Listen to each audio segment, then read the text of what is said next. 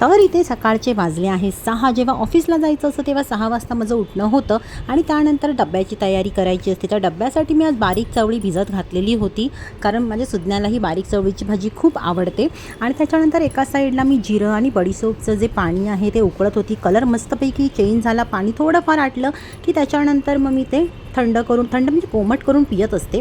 तर मी चवळीची भाजी इथे तेल घातलं, तेलामध्ये कांदामध्ये आपला मालवणी तिखट आणि मस्तपैकी लाल होण्यासाठी कश्मीरी मसाला घातला, कोथिंबीर घालून घेतली आणि त्याच्यानंतर जी भिजवलेली चवळी जी होती ती त्याच्यामध्ये मी हे मिक्स करून घेते आहे.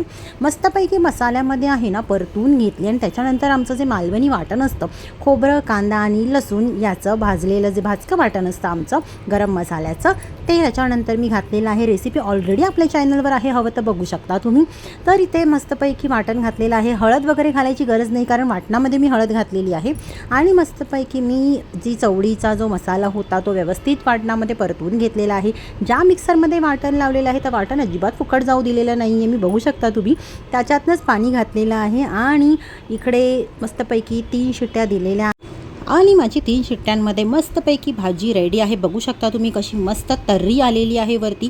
ही तुम्ही चपाती भाकरीबरोबर खाऊ शकता, ह्याच्यात फरसाण घालूनही तुम्ही खाऊ शकता. खूप छान लागते ही भाजी. इथे बघा कोथिंबीर मी घातलेली होती ऑलरेडी, त्याच्यामुळे नंतर मी काही घातलेली नाही आहे. तर भेटूया आपण नेक्स्ट व्लॉगमध्ये. Bye bye.